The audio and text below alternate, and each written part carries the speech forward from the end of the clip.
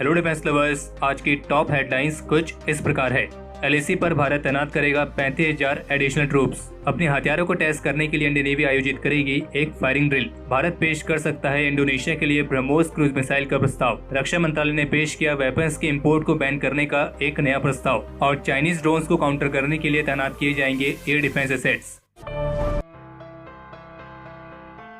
Bloomberg Quint की report के अनुसार सीमा पर भारत और चीन के बीच तनाव की स्थिति कम न होने की संभावना को देखते हुए भारत चीन के साथ लगी सीमा पर एडिशनल 35,000 ट्रूप्स को तैनात करने की तैयारी कर रहा है। और इस रिपोर्ट में एक सीनियर इंडियन ऑफिशियल के हवाले से कहा गया है कि ये कदम 3,488 किलोमीटर के एलएसी पर स्टेटस क्यू यानी कि यथास्थिति को बदल देगा और साथ ही देश का जो मिलिट्री बजट है जो कि पहले से काफी टाइट है ये भी स्ट्रेच होगा। और Delhi based think tank the United Service Institution of India के director major general retired BK Sharma का कहना है कि एलएसी पर कम से कम लद्दाख का जो नेचर है वो हमेशा के लिए बदलने वाला है और जब तक कि दोनों देशों के बीच हाईएस्ट पॉलिटिकल लेवल पर कोई तालमेल नहीं होगा तब तक दोनों ओर के सैनिक पीछे नहीं हटने वाले हैं। और बाकी दोनों देशों के बीच डिप्लोमेटिक और मिलिट्री लेवल्स पर बातचीत चली रही है और जबकि दोनों देशों के बीच कोर कमांडर्स लेवल की 5वीं मीटिंग भी जल्द ही आयोजित की जानी है। और वैसे भी ये संभावना पहले ही जता दी गई है कि सर्दियों से पहले इस भारत और चीन के स्टैंड ऑफ की कम होने की फिलहाल संभावना नहीं है और इसलिए इंडियन आर्मी ने पहले से एक लॉन्ग स्टैंड ऑफ की तैयारी कर रखी है।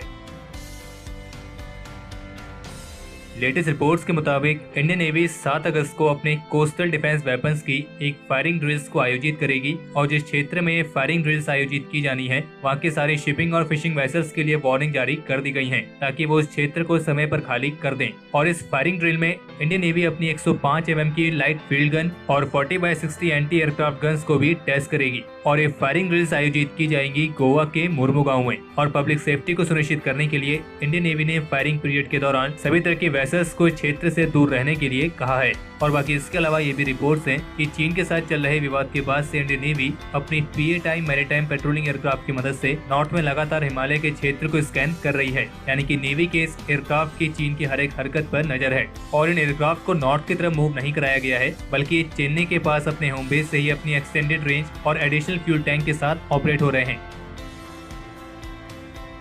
आज भारत म्यांमार सीमा के पास चंदेल से एक बुरी खबर सामने आई है और वो यह है कि मणिपुर के एक अंडरग्राउंड ग्रुप पीएलए के हमले में असम राइफल्स के 3 जवान वीरगति को प्राप्त हुए हैं और जबकि 6 अन्य घायल हुए हैं। और रिपोर्ट्स हैं कि पीएलए ने असम राइफल्स के पर्सनल्स पर घात लगाकर हमला किया था। और आपको स्पष्ट कर दे कि यहाँ पे चाइना की पीएलए की बात नहीं की जा रही है। यहाँ पे जिस पीएलए की बात की गई है वो है people's liberation army of Manipur, जिसे वे सेपरेटिस्ट आर्म्ड रिवोल्यूशनरी ग्रुप कहते हैं, लेकिन भारत सरकार की तरफ से इसे एक आतंकी संगठन घोषित किया गया है। मणिपुर के चंदेल जिले में असम राइफल्स के ट्रूप्स ने एक एरिया डोमिनेशन पेट्रोलिंग को लॉन्च किया था और इसी पेट्रोलिंग के दौरान मणिपुर की पीएलए ने इनके लिए आईईडीज को भी प्लान किया था और साथ ही साथ इन पर छोटे हथियारों से फायरिंग भी की थी। और रिपोर्ट है कि जब ये आईईडी एक्सप्लोड हुआ था तब असम राइफल्स के करीब 15 सोल्जर्स एरिया डोमिनेंस पेट्रोल से वापस आ रहे थे। और भारत के नॉर्थ ईस्ट रीजन में करीब 14 महीने बाद इंसर्जेंट ग्रुप्स के हमले में ये इस तरह की पहली सिक्योरिटी फोर्सेस की कैजुअलिटीज हैं। हम ईश्वर से प्रार्थना करते हैं कि जो योद्धा वीरगति को प्राप्त हुए हैं उनकी आत्मा को शांति मिले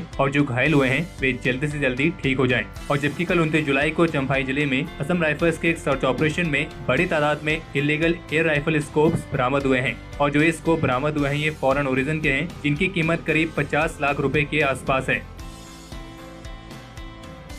कुछ डिफेंस सोर्सेज के मुताबिक अभी भारत और इंडोनेशिया के रक्षा मंत्री के बीच जो बायलैटरल मीटिंग आयोजित हुई थी जिसमें दोनों पक्षों के डिफेंस बायलैटरल कोऑपरेशन को मजबूत करने के लिए सहमति बनी थी। सोर्सेज का कहना है कि इस मीटिंग में इंडोनेशिया के लिए ब्रह्मोस क्रूज मिसाइल के एक्सपोर्ट को लेकर भी बातचीत की गई थी और ऐसी संभावना है कि भारत इंडोनेशिया के लिए अपनी ब्रह्मोस क्रूज मिसाइल के एक्सपोर्ट का प्रस्ताव भी पेश कर सकता है। इसके अलावा द हिंदू की तरफ से एक रिपोर्ट जारी की गई है जिसमें बताया गया है कि भारत सरकार के आत्मनिर्भर भारत अभियान को ध्यान में रखते हुए रक्षा मंत्रालय ने एक प्रस्ताव पेश किया है जिसके तहत उन हथियारों के इंपोर्ट को बैन किया जाएगा जो कि भारत में बनाए जा सकते हैं। और ये सुझाव डिफेंस प्रोक्यूरमेंट पॉलिसी यानी कि डीपीपी 2020 के दूसरे ड्राफ्ट में शामिल किया गया है। और मंत्रालय की तरफ से ये भी कहा गया है कि जो डिफेंस प्रोक्यूरमेंट पॉलिसी यानी कि डीपीपी 2020 है इसे अब डिफेंस एक्विजिशन प्रोसीजर यानी कि डीएपी 2020 के नाम से जाना जाएगा। और इसमें कुछ ऐसे हथियार और ऐसे प्लेटफॉर्म्स की लिस्ट बनाई गई है जो भारत में बनाए जा सकते हैं और जिसके चलते इन्हें दूसरे देशों से इम्पोर्ट करने की जरूरत जरूरत ना पड़े। हालांकि जो ये लिस्ट है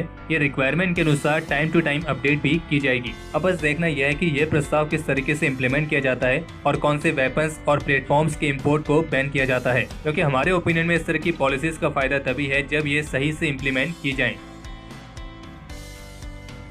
हिमाचल प्रदेश पुलिस के हाई लेवल पैनल ने स्टेट गवर्नमेंट को रिकमेंड किया है कि चीनी सीमा के साथ लगे किन्नौर और लाहौल स्पीति जिले पर रोड और कम्युनिकेशन नेटवर्क को मजबूत किया जाए और साथ ही यहाँ पर एक नई हवाई पट्टी भी बनाई जाए। डायरेक्टर जनरल ऑफ पुलिस की तरफ से 5 इंडियन पुलिस सर्विस ऑफिसर्स के एक पैनल को बनाया गया था, जिसमें अलग अलग पुलिस बटालियंस के कमांडेंट शामिल थे और फिर इस पैनल को चाइनीज सीमा से सटे भारत के 36 गाँवों में भेजा गया था ताकि वहाँ की स्थिति का सही से जायजा लिया जाए और साथ ही साथ चाइना की तरफ से होने वाली किसी भी तरह की घुसपैठ को स्पष्ट किया जाए। और फिर इस विजिट के बाद इस पैनल ने अपनी रिपोर्ट गवर्नमेंट को सबमिट की है और इस रिपोर्ट में इन क्षेत्रों में रोड एंड कम्युनिकेशन नेटवर्क को मजबूत करने के साथ साथ एक नई हवाई पट्टी को बनाने का सुझाव भी दिया गया है। और केवल इतना ही नहीं बल्कि चाइनीज ड्रोन्स को टैकल करने के लिए पुलिस पैनल की तरफ से एडवाइस दी गई है कि जो एयर डिफेंस एसेट्स है उन्हें अप्रोप्रिएट लोकेशन पर डिप्लॉय किया जाना चाहिए ताकि चाइनीज ड्रोन्स को भारतीय हवाई क्षेत्र का उल्लंघन करने से रोका जा सके। और इस पैनल का ये भी कहना है कि इन फॉरवर्ड एरियाज पर हेलीपैड्स को भी विकसित करना चाहिए। और लद्दाख स्काउट्स के पैटर्न पर पैनल ने ये रिकमेंड किया है कि बटालियन ऑफ किन्नौर और लाहौल स्पीति स्काउट्स को बनाना चाहिए जो कि हिमाचल स्काउट्स के नाम से जानी जाएंगी और इनका इस्तेमाल हिमाचल प्रदेश में 240 किलोमीटर की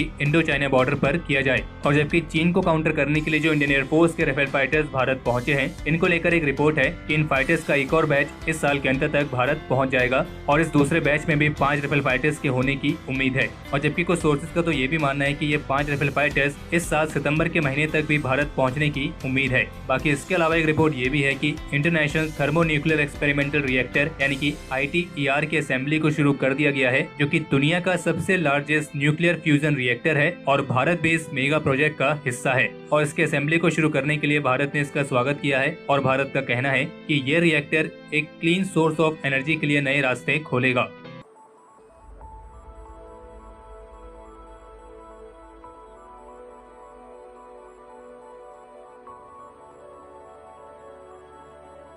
तो हमारे आज के इस एपिसोड के लिए इतना ही। अगर आपको यह एपिसोड पसंद आया हो तो इस वीडियो को लाइक करें और अगर आपका कोई सवाल या फिर सुझाव हो तो उसे कमेंट सेक्शन में शेयर करें। बाकी अगर आपने इस चैनल को सब्सक्राइब नहीं किया है तो इस चैनल को सब्सक्राइब करना ना भूलें।